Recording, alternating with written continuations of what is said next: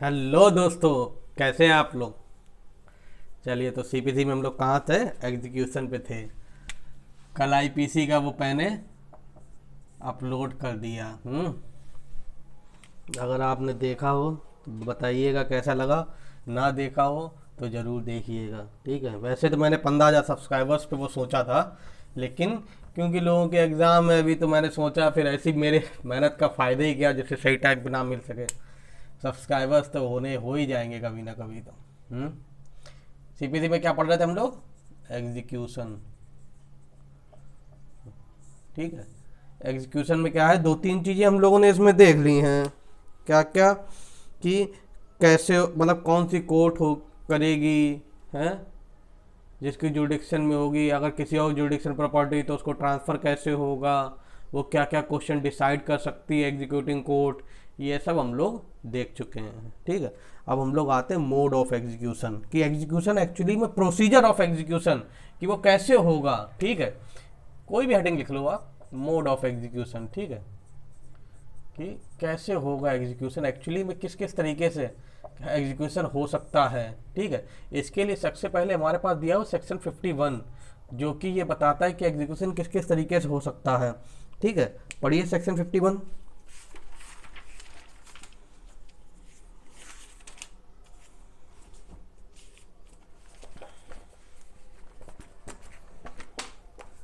Power of court to enforce execution, ठीक है। कैसे इन्फोर्स करेगी? Subject to the condition and limitation as may be prescribed, ठीक है। जो भी कोई कंडीशन एंड लिमिटेशन दी हुई है। प्रिस्क्राइब का मतलब क्या होता है? प्रिस्क्राइब में हम लोग सेक्शन 2 में डेफिनेशन में पढ़ा था। प्रिस्क्राइब का मतलब होता है prescribe by the rules. Rules का मतलब अंदर जो रूल्स दिए हुए हैं इसमें, ठीक है। तो उसमें और जो जो कंडीशन दी हुई है उनको ध्यान में रखते हुए को the court may on the application of the decree holder order execution of the decree, ठीक है। क्या है? On the application of the decree holder वो डिग्री का एग्जीक्यूशन बोल सकती है। कैसे? By delivery of any property. किस किस तरीके से हो सकता है? पहला, by delivery of any property. Delivery of property, ठीक है। डिलीवरी ऑफ प्रॉपर्टी का मतलब एनी प्रॉपर्टी का मतलब दोनों ही हो गई, चाहे मूवेबल हो चाहे मूवेबल हो। दूसरा, by attachment and sale. Property attach कर लो और सेल कर दो, या सेल विदाउट अटैचमेंट, ये सीधे डायरेक्ट सेल कर दी, ठीक है।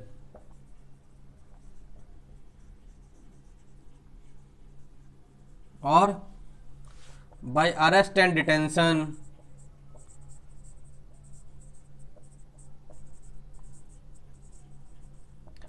अरेस्ट एंड डिटेंशन भी उसी में जिसमें अलाउड है, ठीक है। अगर अरेस्ट एंड डिटेंशन अलाउड नहीं है, अगर मतलब रूल्स में दिया हुआ है या सेक्शंस में दिया हुआ है, तभी आप अरेस्ट एंड डिटेंशन का ऑर्डर कर सकते हैं, वरना नहीं कर सकते। चौथा, बाय अपॉइंटमेंट ऑफ रिसीवर।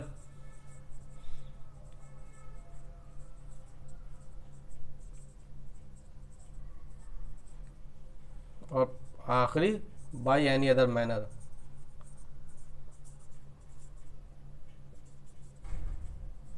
ठीक।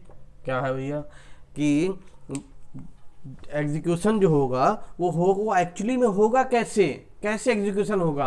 फॉर एग्जाम्पल, कोर्ट ने ऑर्डर किया, क्या ऑर्डर किया कि भैया इससे कहा डिफेंडेंट से कि तुम प्लेंटिफ को 1 लाख रुपए दो, 1 लाख रुपीज़ दो।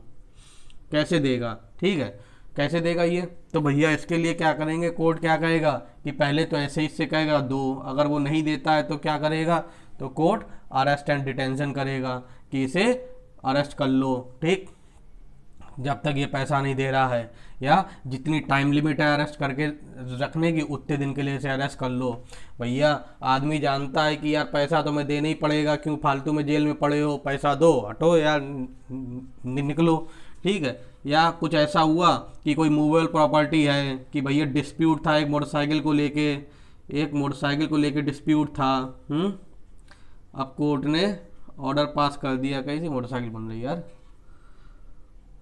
समझ रहे हो कि नहीं? मोटरसाइकिल नहीं, कार बनाओ। कार को लेके डिस्प्यूट था। कार क्या है? मूवेबल प्रॉपर्टी है कि नहीं है? बिल्कुल है।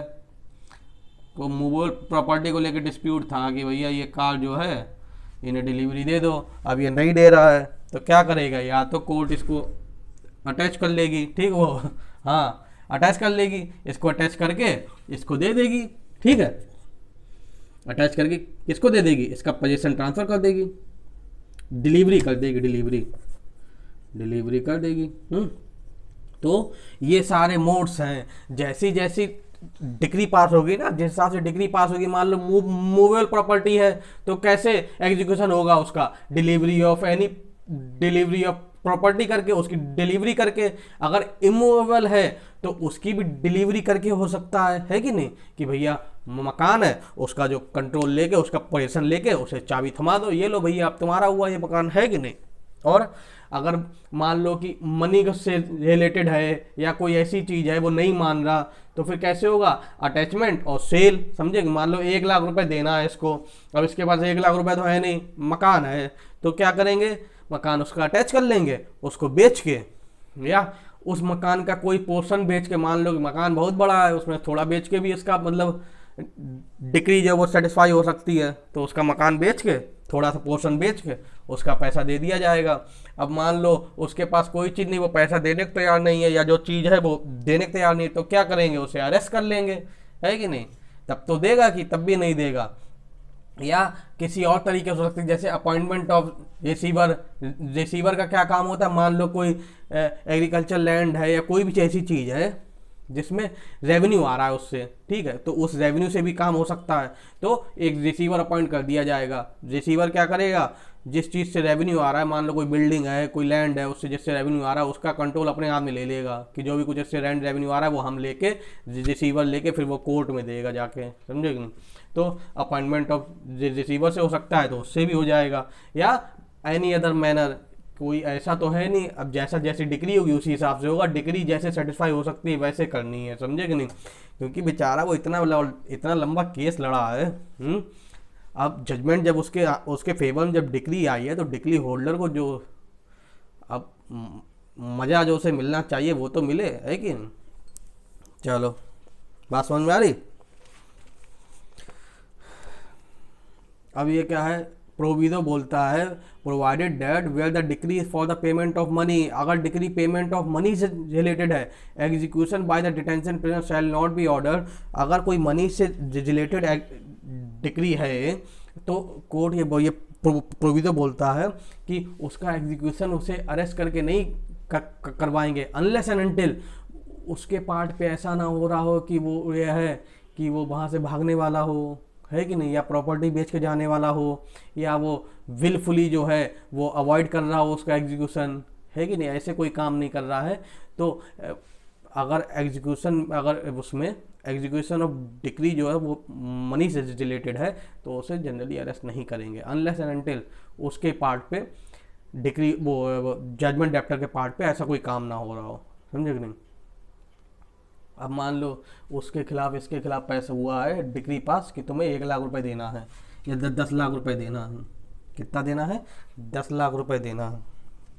अब क्या हुआ, अब ये क्या कर रहा है, वो बोल रहा है कि हम क्या करें, क्यों ना हम इनके जुडिक्शन से भाग जाएं, है कि नहीं, इनके जुडिक्शन से भाग जाएं, या यहाँ पर जितनी भी इनकी जुडिक्शन मेरी प्रॉपर्टी हो वो सब बेच के भाग जाएं, हैं, या कुछ और तरीके से वो अवॉइड कर रहा हो एग्जीक्यूशन, ना वो ना होने दे रहा हो, वो पैसा देना ना चाहता हो, तो उस केस में जो है अरेस्ट करेंगे, वरना पेमेंट ऑफ मनी के केस में जल्दी अरेस्ट नहीं करेंगे, ठीक। चलो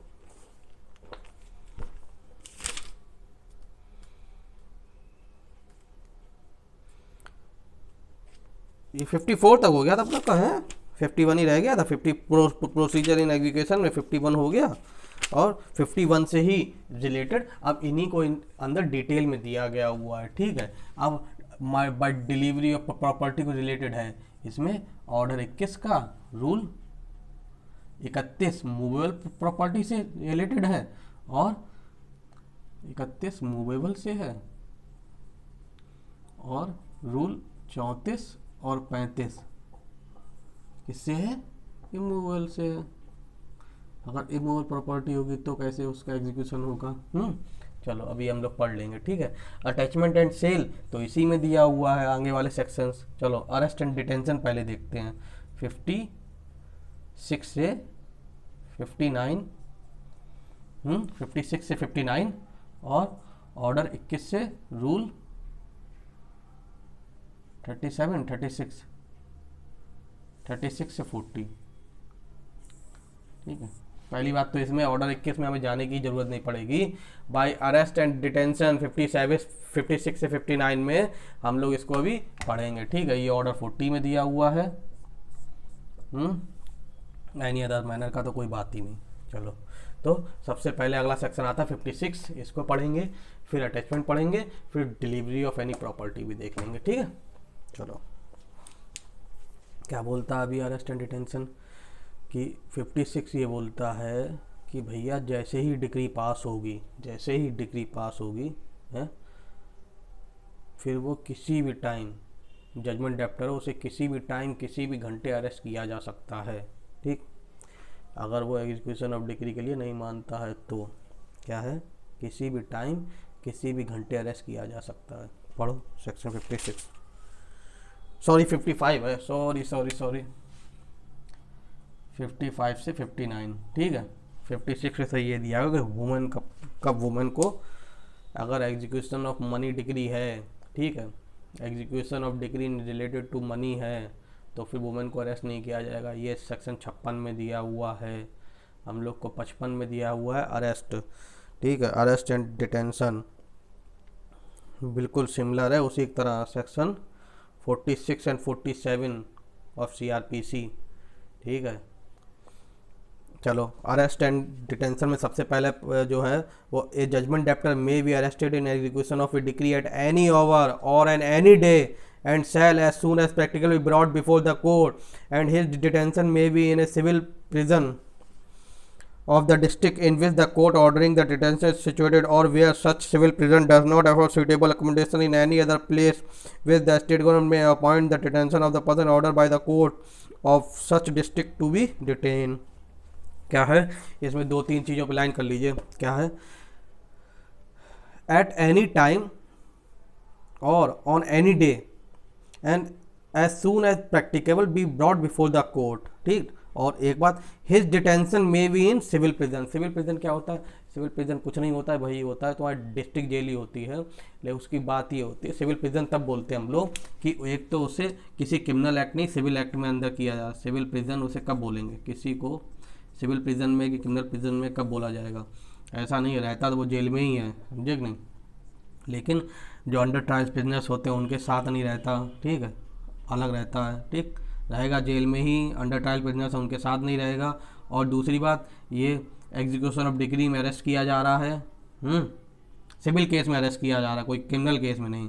और इसका जो खर्चा होगा, एक्सपेंडिचर होगा, वो कौन उठाएगा, वो अपोजिट पार्टी उठाती है। ठीक, कौन एक्सपेंडिचर उठाएगा, अपोजिट पार्टी। क्यों अपोजिट पार्टी क्यों उठाएगी, इसमें यही बात होती है कि एक होता है सब्सिस्टेंस अलाउंसेस। सब्सिस्टेंस अलाउंसेस अगर आप ये चाहते हैं भाई एग्जीक्यूशन ऑफ डिक्री हम आपका करवा रहे हैं, पैसे हम आपका दिलवा रहे हैं, अब उसे जेल में रख के गवर्नमेंट थोड़े खर्चा उठाएगी। हाँ, जेल में हम रख लेंगे लेकिन उसके खाने पीने जितना भी खर्चा है वो आपको अपोजिट पार्टी को देना पड़ेगा। समझे कि नहीं, इसीलिए उसको सिविल प्रिजन बोलते हैं। सिविल प्रिजन की क्या खास बात होती है, कोई अलग से जेल नहीं होती, जेल तो वही है। खास बात यह है कि एक सिविल केस में से अंदर किया जाता है। दूसरी बात यह है इसका जो एक्सपेंडिचर होता है, ठीक है, सब्सिस्टेंस अलाउंसेस, वो अपोजिट पार्टी देती है, अपोजिट पार्टी खर्चा करती है। इसका रहने का जितने भी दिन ये रहेगा कोर्ट फिक्स करेगी कि इतना रुपये आपको देना पड़ेगा। बताओ इसे जेल में रखें कि ना रखें, आप कहोगे बिल्कुल रखो माय लॉर्ड, पैसा हम देंगे।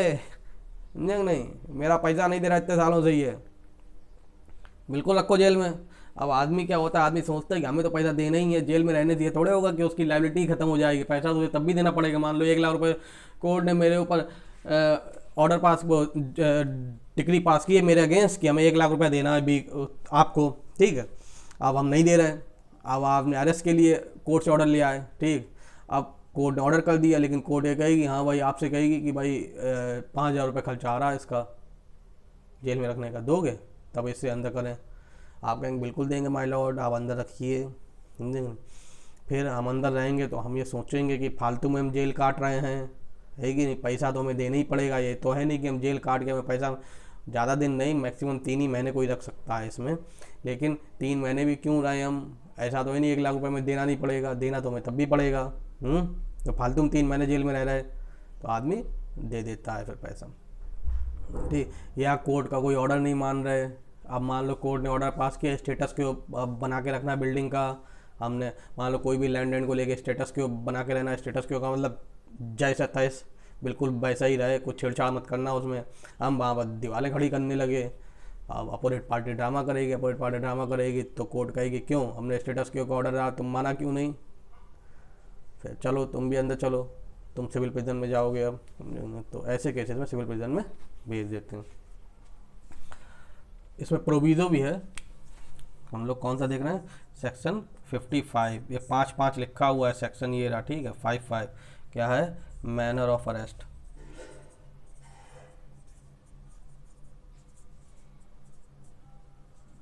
Arrest and detention at any time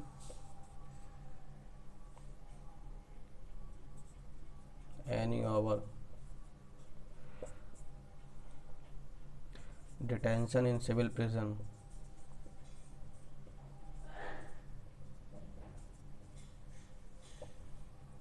लेकिन इसके प्रोविज़ो हैं, ठीक है।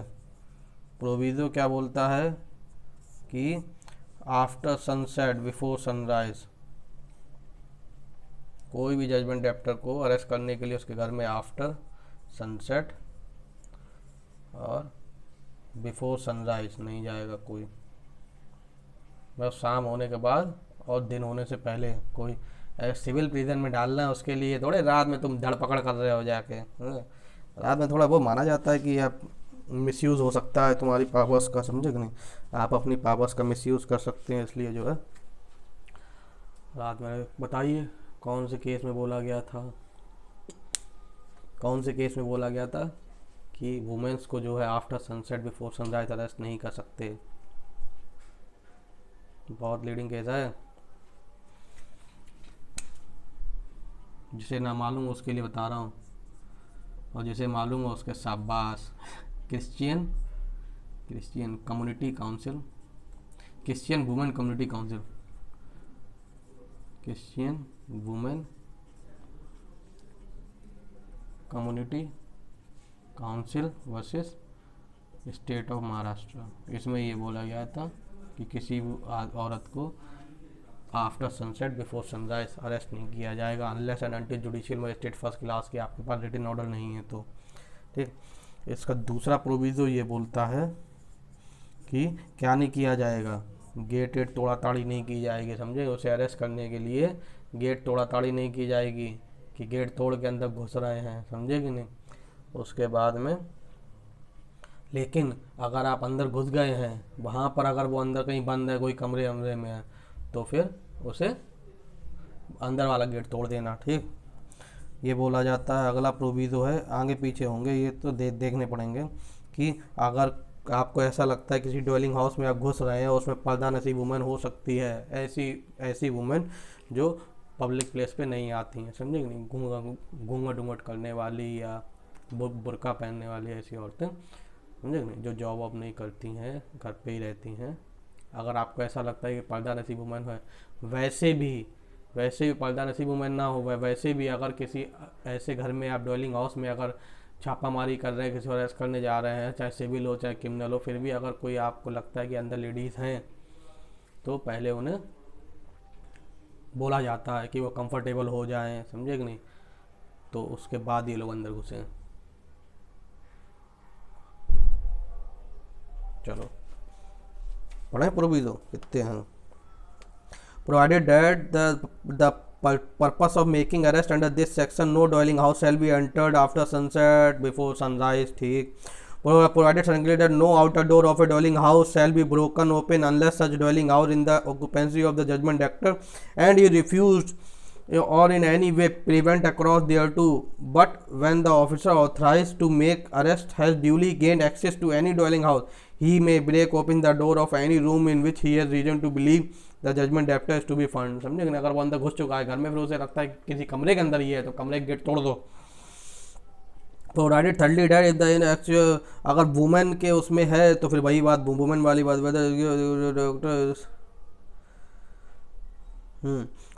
पांचवा बहुत इंपॉर्टेंट है। चौथा, प्रोवाइडेड, फोर्थली जो है proviso that where the decree in execution of which a judgment debtor is arrested is a decree of payment of money. ठीक है, जिस जिस जिस डिक्री के एग्जीक्यूशन के लिए उसे अरेस्ट किया जा रहा है वो डिक्री जो है वो payment of execution of money है, तो उस केस में क्या होगा, एंड द जजमेंट डेप्टर पे the amount of the decree. अगर जजमेंट जैसे ही तुम अरेस्ट करने गए, जजमेंट डेप्टर वो पैसे देने तैयार है, भैया 10,000 रुपये की तो बात है यार, 10,000 रुपये हम दे रहे हैं, अरेस्ट क्यों कर रहे हो मैं, तो तुरंत ही जो उसे अरेस्टिंग अथॉरिटी है उसे तुरंत छोड़ देगा। समझे कि नहीं। मेन मोटो क्या है अरेस्ट करने का, डिक्री सेटिस्फाई करना, वो सेटिस्फाई हो रही कि नहीं, बस आपको ये देखना है।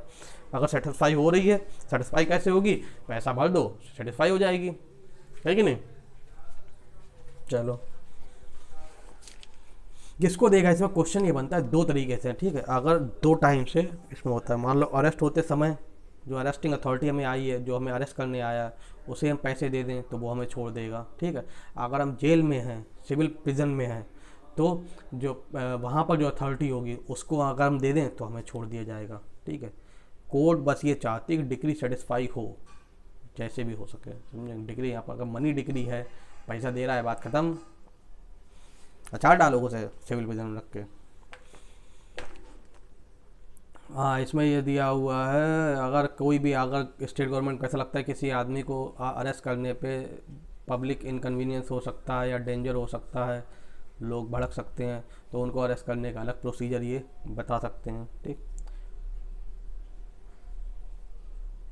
ठीक, तीसरा ये बोलता है कि जजमेंट डेप्टर को कभी अगर कोर्ट में जो है अगर पेमेंट ऑफ मनी के लिए अगर अरेस्ट किया जा रहा है, तो कोर्ट उसे ये बोलेगी, जैसे ही वो कोर्ट के सामने प्रेजेंट किया जाएगा, कि तुम इंसॉल्वेंसी के लिए अप्लाई कर सकते हो। अगर तुम्हारे पास कुछ भी नहीं रहा, तुम इंसॉल्वेंट हो चुके हो, तो तुम इंसॉल्वेंसी के लिए अप्लाई कर दो, ठीक है। और देखा जाएगा फिर, अगर तुम इंसॉल्वेंट प्रूव हो गए तो फिर तुम्हें छोड़ दिया जाएगा। और वो अगर इंसॉल्वेंट प्रूव हो जाता है तो उससे ये लिया जाता है, सिक्योरिटी ली जाती है, और ये कहा जाता है कि भैया जब भी तुम्हें कोर्ट बुलाया जाए तब तुम आओगे, और 30 डेज़ के बाद फिर तुम कोर्ट में आओगे, मतलब 30 डेज़ के बाद भी आओगे, और जब भी तुम्हें कोर्ट में बुलाया जाएगा तब तुम आओगे। अभी के लिए तुम्हें छोड़े दे रहे हैं। ये 3 और 4 हैं।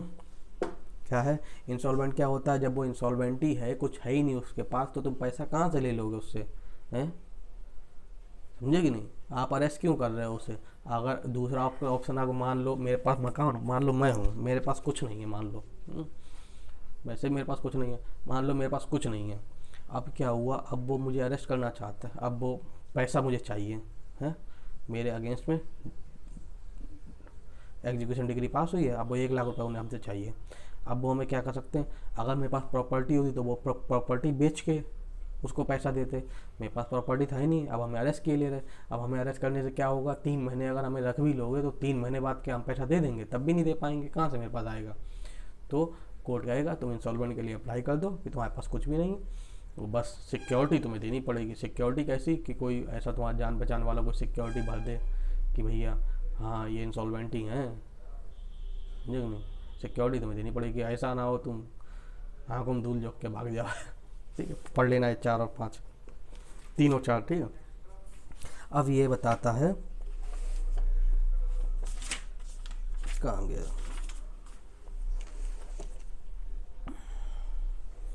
एक केस है इसी में,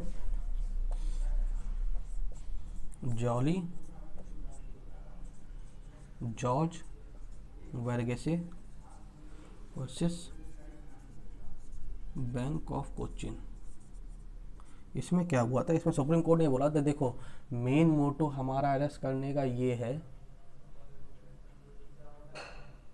कि एग्जीक्यूशन ऑफ डिक्री हो सके, ठीक है। लेकिन अगर तब तक हम उसे अरेस्ट नहीं करेंगे जब तक उसके पास पे, मतलब जजमेंट डेप्टर की ओर से कुछ बैड फेथ ना दिखे, समझे कि नहीं, कि ऐसा वो कुछ कर रहा है जिससे एग्जीक्यूशन ऑफ डिग्री रुक सकती है, ठीक है, तभी तो अरेस्ट करोगे। ऐसे ही नहीं कि बस डिग्री उसके अगेंस्ट उसे पैसा देना है तुरंत पकड़ लो, ऐसा नहीं।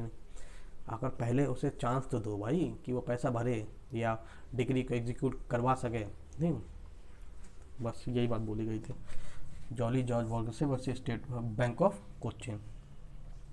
अब क्या है, अब ये है, ये बताओ कि इसमें ये होता है कि कुछ लोग जो है वो अरेस्ट नहीं हो सकते। जैसे अगला ही सेक्शन है, section 56, prohibition of arrest and detention of A women in execution of degree for money. तो इसी हिसाब से वुमेन के अलावा बहुत से लोग हैं जिनको हम अरेस्ट नहीं कर सकते।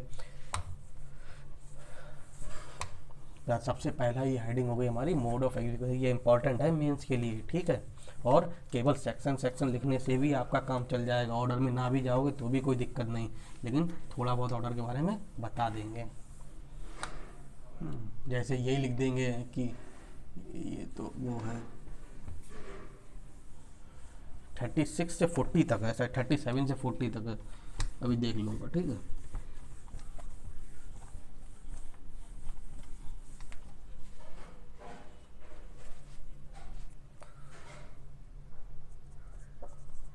Who cannot be arrested?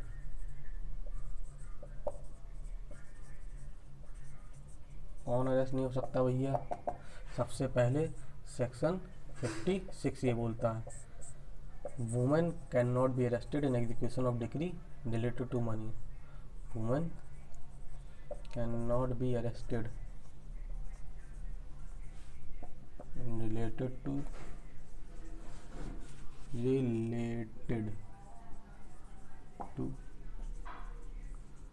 Execution of money decree. साफ साफ ये सेक्शन 56 ये बोलता है कि अगर मनी से रिलेटेड कोई एग्जीक्यूशन ऑफ डिग्री है, ठीक है, पेमेंट ऑफ मनी से रिलेटेड, तो उसमें हम वुमेन को अरेस्ट नहीं करेंगे। रीज़न बहुत सारे हैं उसके पीछे, सही भी है कि भाई पैसे को लेके वुमेन को अरेस्ट करना ठीक भी नहीं होगा, उसका मिसयूज़ हो सकता है। आप उसे अरेस्ट करोगे तो वो अरेस्ट से बचने के लिए गलत काम भी कर सकती है कि नहीं। भाई पैसा आपको क्या चाहिए, आपको कोर्ट कहेगी हमें तो पैसा चाहिए बस, कि जो पार्टी डिग्री होल्डर है उसे तुम पैसा दो, अब उसके पास नहीं है तो वो कहाँ से देगी, कहाँ से लाएगी। लोग उस चीज़ का फ़ायदा उठा सकते हैं, इसलिए वुमेन को भाई एग्जीक्यूशन ऑफ मनी डिग्री के केस में अरेस्ट नहीं किया जाएगा, ठीक, सबसे पहली बात। दूसरा, और किसको नहीं अरेस्ट किया जाएगा, और कोई भी जजमेंट डेप्टर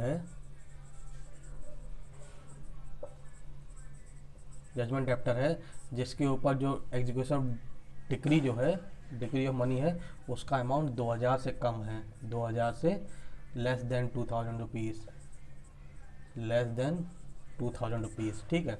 अब किसी के खिलाफ ऑर्डर पास हुआ है कि भाई तुझे 1900 रुपये या 2000 रुपये जो है इसको देने हैं, या 2 से कम हो, समझे, 2 से कम देने हैं, तो उस केस में इतनी सी बात के लिए उसे अरेस्ट नहीं किया जाएगा, समझे। तीसरी बात, वो सारे लोग जो 135 में एग्जम्प्टेड हैं, 133, 34, 35,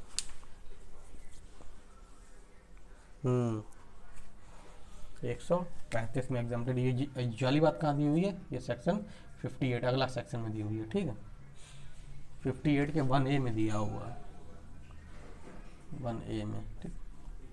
अगला 135 में जो लोग एग्जम्प्टेड हैं, कौन कौन, जुडिशियल ऑफिसर्स, ठीक है, हेडिंग इसकी देख लेना, जुडिशियल ऑफिसर्स, जजेस, मजिस्ट्रेट एटसेट्रा, ठीक है। और चौथा 135A में जो लोग एग्जम्प्टेड हैं, मेंबर ऑफ लेजिस्लेटिव असेंबली,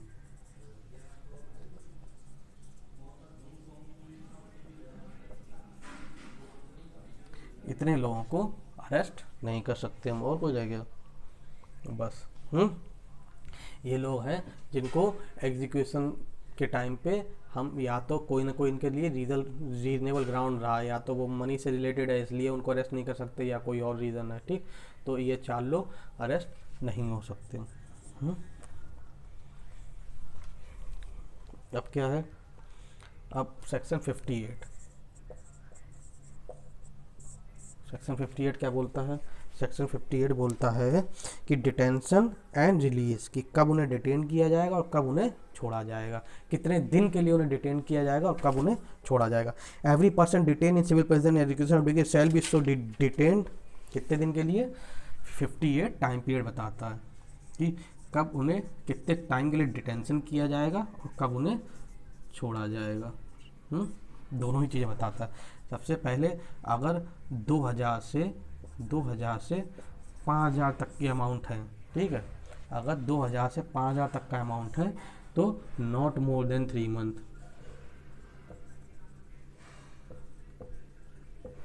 ठीक। दूसरी बात, अगर 2000 से 5000 है तो नॉट मोर देन 6 वीक। ठीक है, 6 वीक्स। और मोर देन 2000 है, मोर देन 5000 है, मोर देन 5000, 5000 से ज़्यादा का अमाउंट है तो not more than 3 month. 3 month, वो 6 वीक है और ये 3 मंथ है। ठीक है। और अगर 2000 से कम है, लेस देन 2000 रुपीज़, तो क्या होगा, ऊपर हम लोग देखा भी क्या होगा, नो अरेस्ट, अरेस्ट ही नहीं होगा। समझे कि नहीं। ये 3 ध्यान रखिएगा, प्री में भी खूब पूछे जाते हैं। क्या है कि अगर किसी का जो एग्जीक्यूशन ऑफ डिक्रीज जो है वो उसकी वैल्यू 2000 से 5000 तक की है, 2000 से 5000 तक का, तो 6 हफ्ते से ज़्यादा नहीं रखा जाएगा, मतलब 42 दिन। 7 5 6 7 6 42। और अगर 5000 से ज़्यादा का अमाउंट है, मतलब किसी भी केस में उसे 3 महीने से ज़्यादा सिविल प्रिजन में नहीं रखा जाएगा। ठीक है। अगर 2000 से कम है तो उसे अरेस्ट ही नहीं किया जाएगा।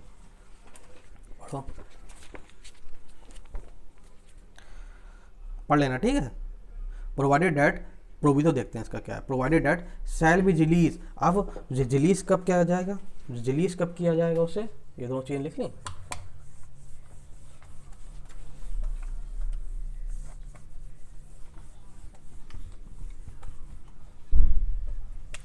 ग्राउंड ऑफ रिलीज,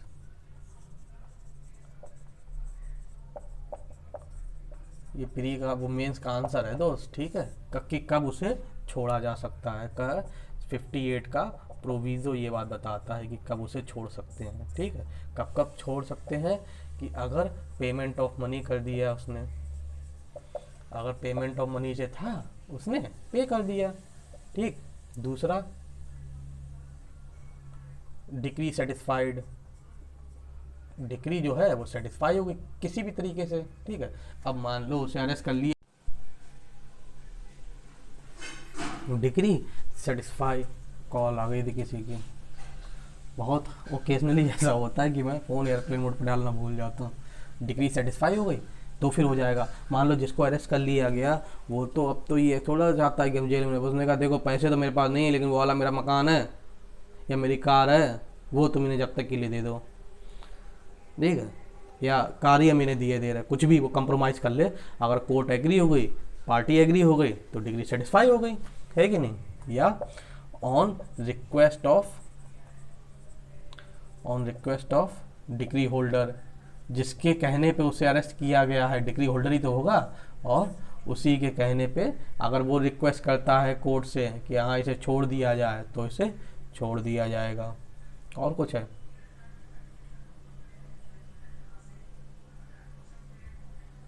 जब by the order of the court होगा, कोर्ट को ऐसा लगता है by the order of the court. देखते हैं अभी क्या क्या। ठीक। उसके अलावा क्या है, एक अगला सेक्शन है 59 release on ground of illness. अगर वो बीमार है, release on ground of illness, तो भी उसे छोड़ दिया जाएगा, ग्राउंड ऑफ इलनेस। ठीक है। अब उसे कोर्ट को ऐसा लगता है कि यार ये बीमार है, इसे जेल में रखना सही नहीं है सिविल प्रिजन में, तो उसे छोड़ दिया जाएगा। देखें क्या क्या है। ऑन पेमेंट ऑफ अमाउंट, ठीक है, very good. On the decree against we fully satisfied, ठीक। On request of the person on omission of subsequent allowances. हाँ, एक चीज़ और मैंने एक बात बताई थी कि सब्सिस्टेंस अलाउंसेस देना पड़ता है ऑन, और अगर उसने सब्सिस्टेंस अलाउंसेस नहीं दिया, on omission of subsistence allowances. Subsistence allowances क्या होता है, सब्सिस्टेंस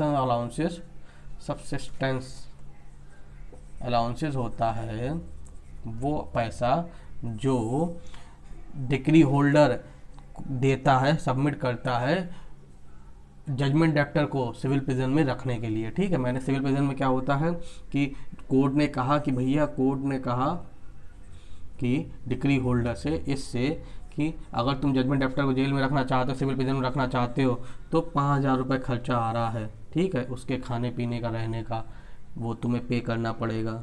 तो अगर ये एग्री होता है तो ये जो होगा ये हो जाएगा सब्सिस्टेंस अलाउंसेस, सब्सिस्टेंस अलाउंस। अगला सेक्शन है इसका, ठीक है, section 59।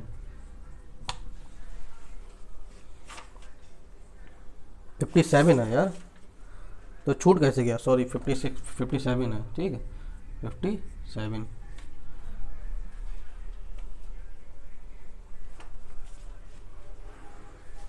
Release of ground of illness 59। हाँ ठीक, चलो सब सही है, हैं? अब क्या है, इसी को सब्सिस्टेंस अलाउंसेस पढ़ेंगे। जरा 57 पढ़ना, छोड़ो क्या लिखा हुआ। The state government may fix scale gratitudes according to rank race and nationality of monthly allowances payable for the subsistence of judgment debtor, ठीक है। कौन देगा, डिक्री होल्डर, या जो भी आदमी इंटरेस्टेड है इसको अरेस्ट करवाने के चक्कर में वो देगा। इतना ही, और तो कुछ है नहीं इसमें।